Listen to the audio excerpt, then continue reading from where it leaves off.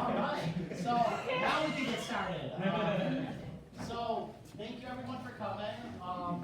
Some of you might have had your mind in the gutter with the title of the talk, but it's nothing like that. It's about the macro and the nano world. So I'm here to talk to you about magnetism and how it manifests itself in your daily lives and how we use it as a way of generating electricity. And I'll talk about other applications as well. And when we get to the nano world, I will give you a little taste of the kind of research that I do. So welcome.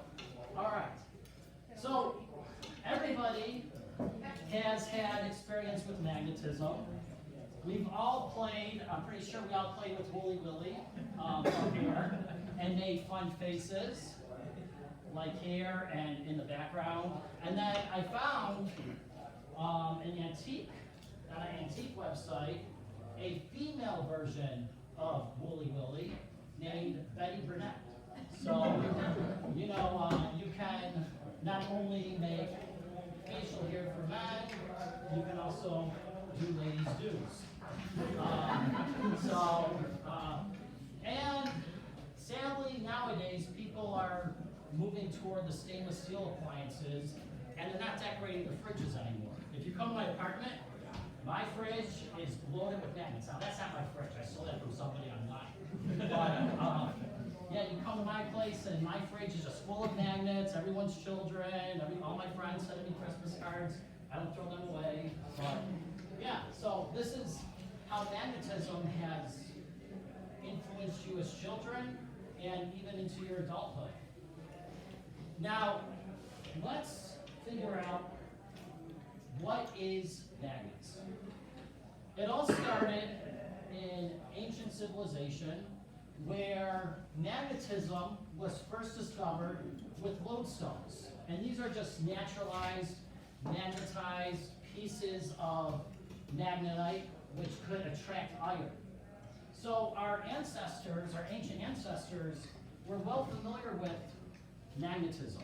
It was this invisible type of force, and they didn't really understand what it was. We're still trying to understand it at a more fundamental level in physics. But here you can see a picture of magnetite, and it is attracting staples. Now, for more than 800 years, sailors were using magnets made of lodestone or treated iron to navigate the globe. And here's a picture of magnetite, our lodestone, behaving like a compass needle. This is a very simple compass that we're all going to build at your tables, and it's going to involve a very strong magnet. It's going to involve a paper clip, and probably the water that you all knocked loose and got your tables all wet. Fill the dish up with beer. Renee, like I told my students today, that's a waste of beer. Not wasted. What they said was, well, the part of the rock that pointed north is called the North Sinking Pole, or simply the North Pole. And in the 1600s, William Gerber suggested that the compass works the way it does because the Earth is a giant lodestone. It itself is a giant magnet. And that's what's shown in this picture here. What we have is we have the Earth. This is the rotational axis of the Earth. And this is the geomagnetic North Pole. And this is the geomagnetic South Pole. Notice that the south end of the magnet is pointing in geomagnetic north. That is because, by definition, we're defining the north pole of the magnet to point in the geographic north. North poles are attracted to south poles when it comes to magnetism. So, let's have some fun. So, what I have at your tables is a paper clip. Now, I don't have enough for everybody. Well, I kind of did, but.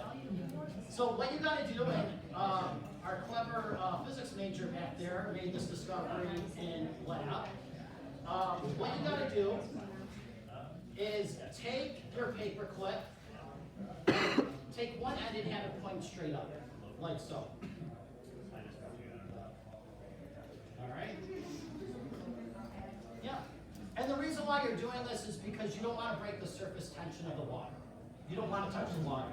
You just want the paper clip to touch the top of the water. But don't put in the water yet. Who did it? I did. Oh, yeah, we got to magnetize this thing. All right. Now what I'm going to do is I'm going to visit each table, and I am going to bring a very strong magnet. All you are going to do is take your paper clip and hold it there for maybe a few seconds. Well, let me put this outside.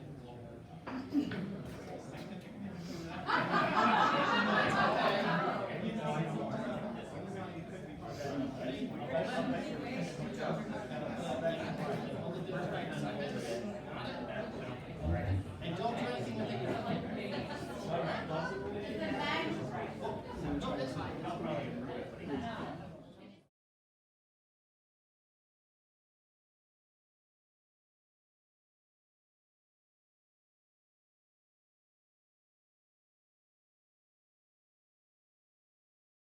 What that paper clip did was it experienced a force from the Earth's magnetic field and caused your paper clip to rotate, okay, and orientate itself in a direction, which I think this end was north. So it should have pointed north, or directed toward north. All right. Yes. Well, that I don't know how long it is. I mean, it'll stay, I mean, if you drop it several times, then it'll.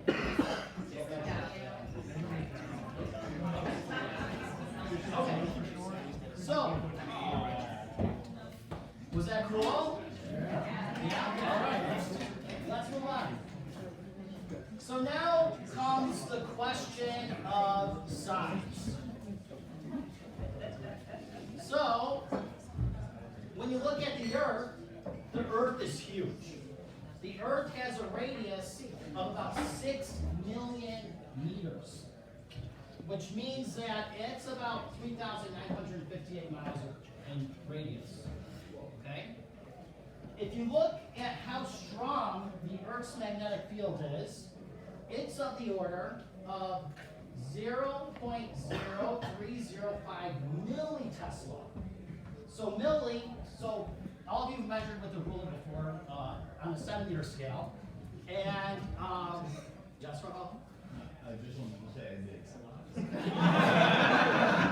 What's that? He did measure. Yeah, he did. Oh, you did measure. All right, good for you. Good for you.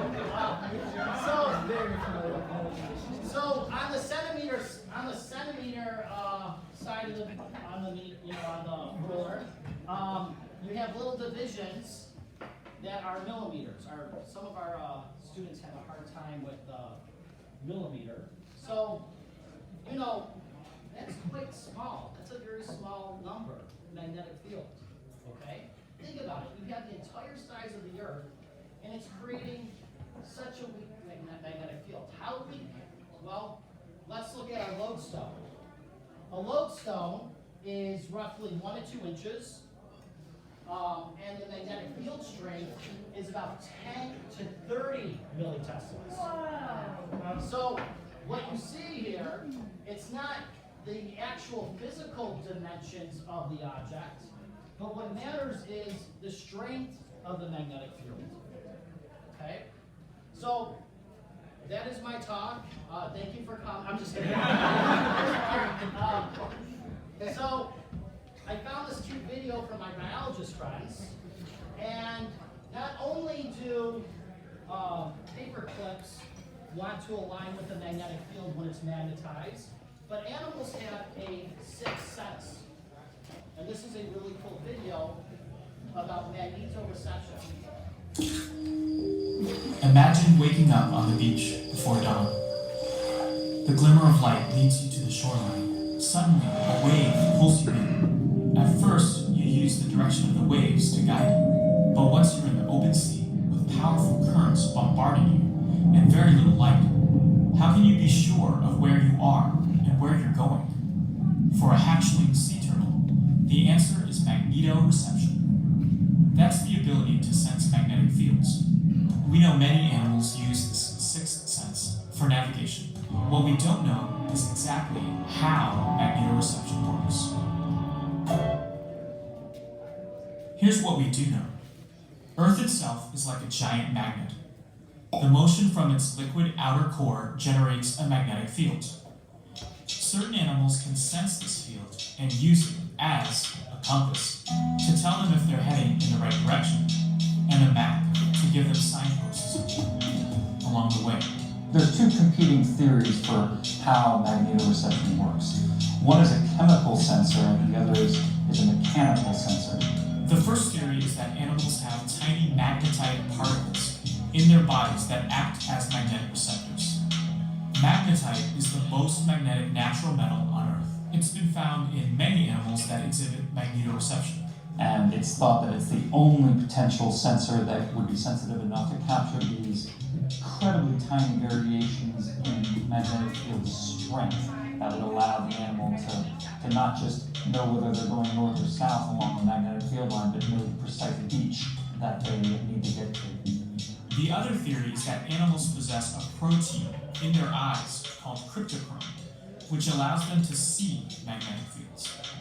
Cryptochrome has been found in the eyes of several migratory birds, but we haven't proven either theory for a few reasons. With magnetoreception, you don't know where to look. Magnetic fields pass invisibly through the entire body, so researchers don't know exactly where these magnetite particles or cryptochromes would be attached to particular cells, and so mistakes are made all the time. And so far, cryptochrome experiments have only yielded positive results in the presence of magnetic fields much stronger than Earth's. The frontier is now not so much at the animal behavior level, but actually getting inside the brains of these animals and trying to find these sensing cells and connecting them to the neural circuit. It's not so much a question of which animals have this sense, but which don't. So researchers have said, well, why not humans? Maybe we had this sense at one point deep in our evolutionary past and lost it. Or maybe there's a vestige left. Researchers in California and Japan have gone after this holy grail one more time with a very specialized experiment, one that relies on double blinding and magnetic shielding, and they're seeing glimmers, maybe even more than glimmers, of this magnetic sense in humans. It's starting to be reproducible, and they're really excited about it. Yeah, so these animals and my biology friends probably know more about it than me because I've never taken a biology course since freshman year of high school. So that was a new thing for me to learn. So biology friends, do you have anything to add? Sean, Caitlin, Sherry? Really? Well, you learn something new every day. Right? Well, up front.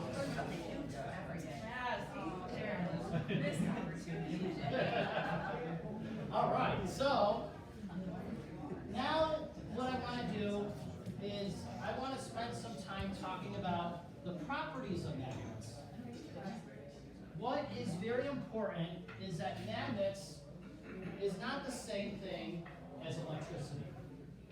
We're going to see pretty soon that there is a relationship between electricity and magnetism, but magnetism and electricity are not the same thing. So what do we mean by that? You have a balloon, and you rub your head with the balloon. What does your hair do? It goes up, right? A magnet is not going to do that, right? These are two different forces, but we're going to see that there is a relationship between them. Magnetism is a long-range force. As an example, I have a very strong magnet here. I have a compass needle over here. And you see that this compass, there's no actual touching between the compass and the magnet.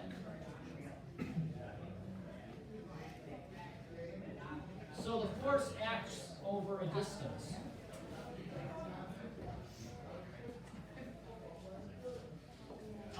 Materials that are attracted to magnetic are called magnetic materials. And when you look at a magnet has two types of poles. A magnet has a north pole and it has a south pole. And what some of you have on your tables, and you're going to have to share it between the different tables, is I have a, oh, that's okay. I have a piece of plastic with iron present. And what you're going to do is you're going to take the magnet on the table, thank you, and you are just going to place the piece of plastic over the magnet, and you'll be able to see the magnetic field. Do you see it? Do you see the pattern? South pole and attracts the north pole must be the magnetic field. So in this picture here, what I'm showing is a north part of the magnet and a south part of the magnet, and you can see that there is a attraction between the two poles. If they are the same pole, north and north, the magnetic field lines don't want to crunch together. Well, they don't want to, they fill in this gap here, and then you see that they repel one another. The lines of force are preventing them from coming together. So, so this is a nice picture. And if you want, you can meet up with other tables later on and bring the magnet at your table to a magnet at the other table and feel the attractive and repulsive force between the two magnets that you used in the previous demonstration. Now, this is very fundamental. If you were to break a magnet in half, the result is two weaker magnets. And what that means is that the basic unit for magnetism is what we call a magnetic dipole. That means there's two poles, a north and a south pole. As far as we know, we cannot isolate a magnetic north and a magnetic south separately. They come together in existence. There's theories out there that these magnetic monopoles do exist, but they have not yet been observed in nature. And because they were not observed in nature, I don't know if they exist. Okay? So, you can't break north and south. Yes? So I know your thing is nano, Yeah. so it doesn't matter how small it is. It's still going to be a dipole. Yeah, there's no They've done particle. that research on it. Well, we're still looking for that. Yeah, it's still a current research problem, is we're trying to find a single magnetic north and a single magnetic south. And we call that a magnetic monopole. So right now, you know, it hasn't been, to my knowledge, it hasn't been observed. So therefore, we don't know if it exists. Right now it's theoretical. Yeah. Which is okay. So some of you are probably curious on how to make a magnet. And it's very simple, but I would not do this at home. This is illustration from Gilbert's book, De Magnetite. And what you see here is a blacksmith pounding a piece of metal. So what you do is you heat up an iron bar so that it looks red hot. And then you start beating it with a hammer. Okay?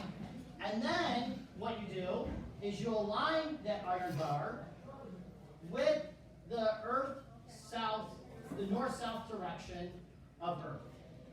So that way, one end of the piece of iron becomes magnetic north, and the other one becomes magnetic south. And then what you do is you're going to let the iron bar cool in that position. And then you have a magnetized iron bar. And you can verify this by bringing a magnetic object near the iron bar, and you will find it will be an attractive tendency for that magnetic body to gravitate toward your iron bar. Why is it making a magnet? Why does just... Well, okay, we're gonna get there. We're gonna be talking about atoms. Oh, great. So iron, okay, we're gonna be getting here. Okay, so, what's that? Just one atom.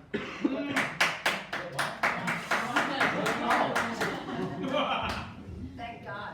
You are sitting, Kayla, you are sitting way close to Patrick. Okay? There's some kind of force. Yeah, What's it called? They're going along. Okay, so, Christine, we will get there later on. Okay, I'm ready. Okay? But just accept that that piece of iron bar becomes magnetic. Okay? So, now what I'm going to do is...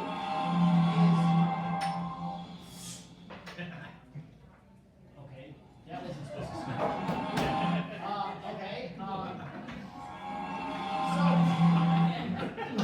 So let me tell you what's going to happen. I am going to show everybody that using electricity, you can make a magnet. And that's what we call an electromagnet. Now the way how this works is I am just going to use some batteries, right? And we all know that when you connect a battery to a light bulb, what happens? Lights up. The light goes on. You create electricity, right? So let me just demonstrate that for you. Well, thank you, Renee. That's what you just said.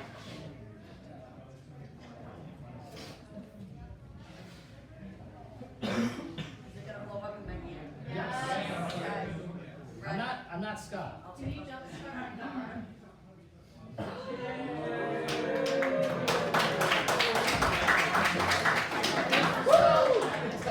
That was probably nothing new to anyone in this room. Yeah. Wasn't lightning. Now, the next thing we're going to do is I am going to use this coil. And I'm going to connect the coil to the battery. And I'm also going to need a volunteer to hold this compass needle. So I need me and two other people. Renee? Anyone else? Carrie, anyone else? Okay, you're going to hold the compass needle, and you're going to stay far away for a little bit. Okay? Renee, we're going to connect this coil to the battery.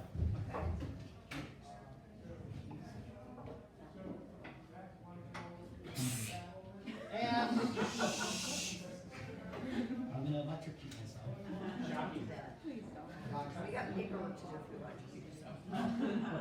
Alright, hold that up. Hold that up, Carrie. Get close to the magnet. Oh, it's moving. Which way does it point? Pointing toward. So go far away. Whoa. Now come closer. You see that? So what you've done is you used electricity to create magnetism. This was discovered in, I believe, the mid-1800s, and I have a nice little video that shows you what is happening there. So let's watch it.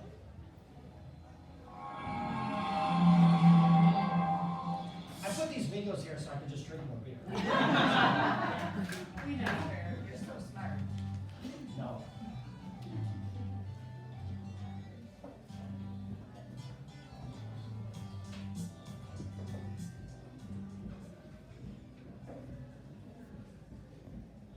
In 1820, Danish physicist and chemist Hans Christian Ørsted was setting up materials for a lecture. His materials included an early kind of battery called a voltaic pile, constructed of copper and zinc plates in a dilute acid solution and a wire held in place here by a set of clamps.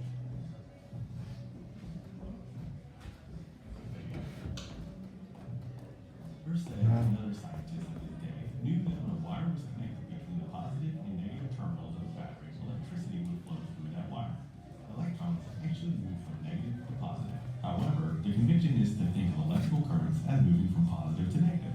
So that's how we'll show it here, using red particles. Back then, scientists still had much to learn about electricity. Preparing for his lecture, Ørsted made a very important discovery about the phenomenon, quite accidentally. Among Ørsted's scientific paraphernalia was a compass. Its needle, of course, pointed north in alignment with the Earth's magnetic field.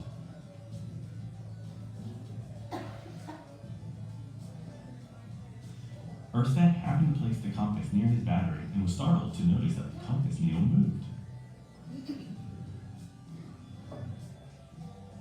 As Ørsted deduced, this happened because the wire produced a magnetic field around it when it carried a current.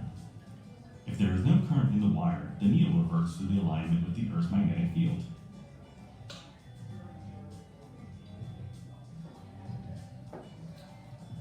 As it turns out, an electric current, made up of moving charged particles, produces a magnetic field that circles around the moving current, as shown by these blue lines. If you reverse the direction of the current, then the magnetic field around the wire moves in the opposite direction, and the needle on the compass flips to reflect the change in field. If you move the compass to a new spot near the wire, the needle will realign with the direction of the magnetic field in that particular location.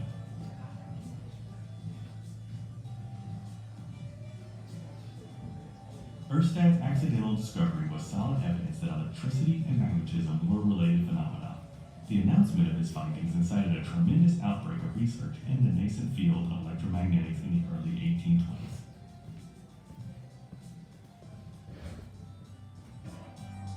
So that video is nice because it shows you animation of what's going on there. Okay? And I didn't have to spend a great deal amount of time reviewing what electricity is and all that other fun stuff. All right, so things get a little bit more fascinating. So right now, we see that you can use electricity to create magnetism. Now, the next thing is probably one of my most favorite things in electromagnetism. In the mid-1800s, Michael Faraday and Joseph Henry in the US, Faraday was in England, were able to generate electric currents without the need of a battery. What he did, just to make it very simple, is if you have a magnet, like I showed here, and if you have a wire, like so, if there is relative motion between the magnet and the wire, you can generate electricity. Okay? I will show you why this happens shortly, but I'm going to show you that it does work. So what I have here is I have my coil, and I have my very strong magnet.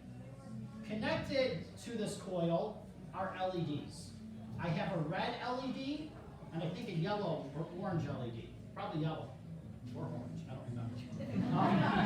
I've done this so many times, I don't remember. Now, what's nice about LEDs is if the current flows in one direction, it will light up. Okay? So, the current's going to flow in one direction and cause it to light up. That's important. So, I'm going to put the north pole of this magnet through the coil. And you're going to tell me what you saw. Renee, can you hold this up, please? Lower so it's not against the. Yeah, the white screen. All Hold right, it lower so There you go. so it against the line. Yeah, good. Oh, that's good. there we go. Ready? Wow. Yellow lights up. Did you see that? I did. There again. Wait, going in. Yellow lights up. Pulling out. Red lit up. So, what we did was we created electricity. And all you need is the relative motion between the magnet and my coil. Now, this has some very important applications because this is how a generator works to create electricity. And to demonstrate this, I brought with me a wind turbine. So we just got this in the physics department for my alternative energy course. I built it today, but let me just show you what it has. Oh, not yet, Renee, but pretty soon. Thank you. No, you're Hannah. Okay, so what the base has inside this black circle is a smaller version of this coil. Okay? And what's at the bottom of this wind turbine are magnets. You can see them right here. Does everybody see them? Yeah. All right. This was a pain in the butt to make, only because they put some sticky tape on the back of these magnets, and I don't have nails, and I couldn't get it off, so, all right. Oh, it's okay. Oh, it's okay, we're just gonna rebuild it. It's real quick. It's designed to do this.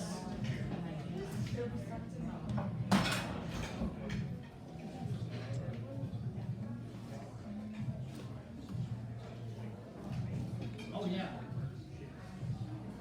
Yeah, this is a is there any electricity flowing? No. All right, well let's make some electricity. And what I brought with me is a fan that was donated to our department by Dr. Kiefer. It's very sophisticated, from the Walmart. Thank you, Jerry. And Carrie, I might need your help too.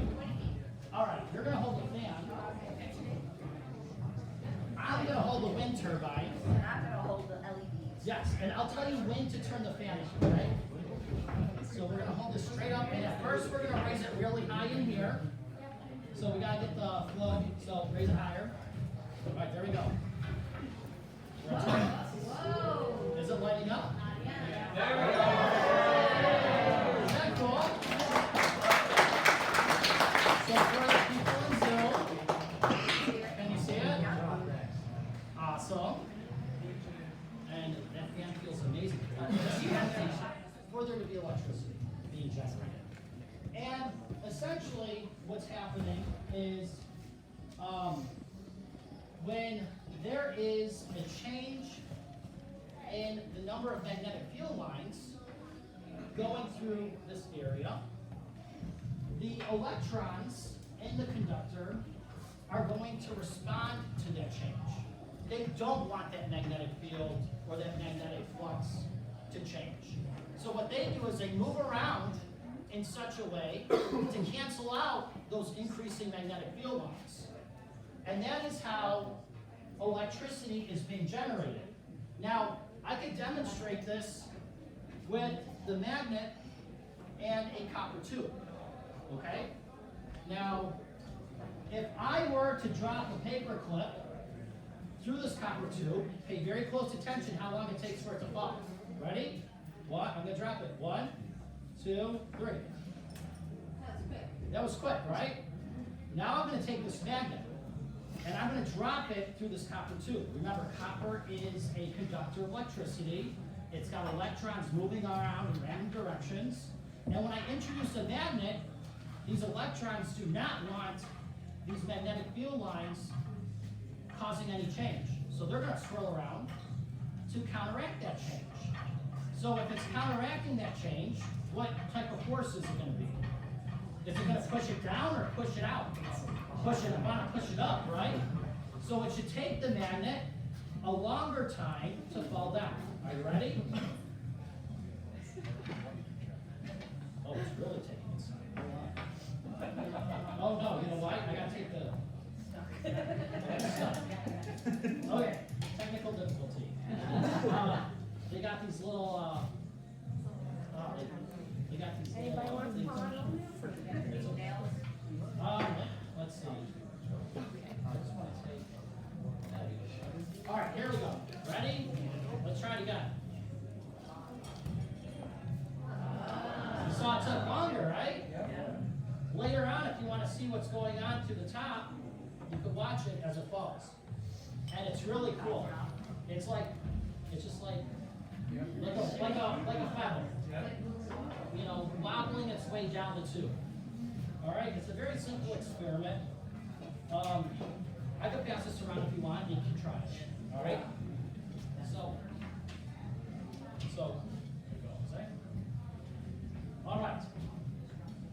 So, I'm going to skip this because I already talked about how the generator works. And now what I'm going to do is I'm going to talk about very large scale magnets. The United States has what's known as the high magnetic field lab. And in these laboratories, we generate the strongest magnetic fields on Earth. For example, the hybrid magnet is very strong. It is 45 Teslas. It has the world record for the strongest magnet. But let's look at the size, because that's what this talk is about. Look how much it weighs. 35 tons. How high is it? 22 feet. We gotta operate it at negative 450 degrees Fahrenheit. Okay? So, and it's been online since December 1999, and it costs $14 million. Okay? 99 money, that's a lot. That's a lot of money. Now, remember this number.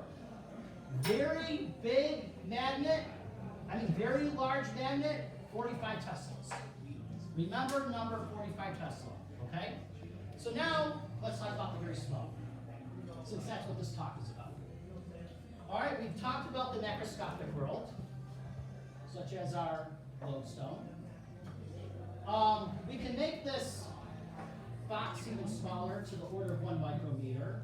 Now we're dealing with the size of a cell. But I study the world even smaller than that. I live in the nano world, or I study the nano world. And what you see here is a material or a device called a quantum dot. Now, if you look very closely at this picture, we are at 10 nanometers length scales. And if you look very closely, you can actually see the plane of individual atoms. Okay? You just gotta look very closely. If you don't have good eyes, you can move up and I'll show it to you later. But you can actually see the atomic layers here. So the system that I study is just a little bit bigger than an atom. Okay? In this picture here, you're looking at an image of actual silicon atoms. Okay? Now, why? Well, okay. Let's look at the atom. If you look at the atom is the smallest unit of matter. And many of us remember learning about this in high school or in middle school, that the atom is made up of a nucleus. And inside that nucleus, you have positively charged particles called protons and particles that are electrically neutral called neutrons. Surrounded by my nucleus, I have electrons swirling around in a cloud. Now, if you want to get a sense of scale, how big this is, imagine you are watching the Bills play. All right, what do we do before we go watch the Bills play? We tailgate. We drink beer, we tailgate. Are we tailgating in the stadium? No, we're in the parking lot around the stadium. Now, let's imagine that you put a grape seed, I hate grapes that have seeds in them, in the middle of that football field. That will represent the nucleus of an atom. The electrons are going to be partying with me in that, they'll be tailgating with me. Okay? So the atom itself is made up of mostly empty space, and most of the mass is inside the nucleus of the atom. Now, just for the sake of time, how does magnetism manifest itself in nature? This is going to Christine's very deep question, what makes iron magnetic. So if you look at the electrons are swirling around the nucleus of the atom. If you have moving charged particles, you have current. And what does current create? Magnetic fields. We just saw that. So the fact that the electrons are swirling around the nucleus of the atom, that gives rise to magnetism. Okay? That's one way to create magnetism at the atomic level. Another property of an electron is that it itself is magnetic by existence. If you look at the electron contains mass. It also contains charge, but it also has a magnetic property called spin. Now, spin is something that physicists are still trying to understand at the deepest levels. If you ask me what is charge, I don't know. We just know things have charge. If you ask me why things have spin, well, they have spin because they came in existence with spin. I don't know. You know? Born that way. Yes, that's right. So, when you look at the iron atom has electrons that are unpaired with other electrons, giving it an overall magnetic. What I study is not just the quantum. What you do is you replace a non-magnetic atom in the structure with a magnetic atom. That's all you do. And now you have a dilute magnetic semiconductor. Now, the system I study is quite fascinating. You can make something magnetic by shining light on it. So, how does that work? Well, it works like this. In this picture here, I have my electron in blue. I shine light, and it excites this electron. And I'm left behind the lack of electron called a hole. Electrons are magnetic, and the lack of an electron has magnetism associated with it. You have to conserve a property called, angular momentum. All right. So we have this hole. It has magnetic properties associated with it, and this hole wants to lower its energy by getting trapped in my quantum dot. So it lowers its energy by falling into the quantum dot, and I have magnetic ions in there, and my hole is a magnet, so my hole is behaving like a bar magnet on your table. The magnetic ions in my quantum dot are acting like the little iron bits in that plastic structure at your table. And what happens is there's an interaction between this hole, which is acting like that bar magnet, and the magnetic ions in that piece of plastic with all the iron in it. And they cause an alignment. Now, what's happening is at very earlier times, these magnetic ions have random configuration. Just like if you were to shake that piece of plastic at your table with the iron in it, they would have random directions. The moment that you introduce this hole in the system, or the moment that you introduce the bar magnet in that system, it causes magnetic order. Now, who remembers what magnetic field I told you to remember? 45! 45 Tesla, okay? The question is, inside my nanoparticle, how strong is the magnetic field? Well,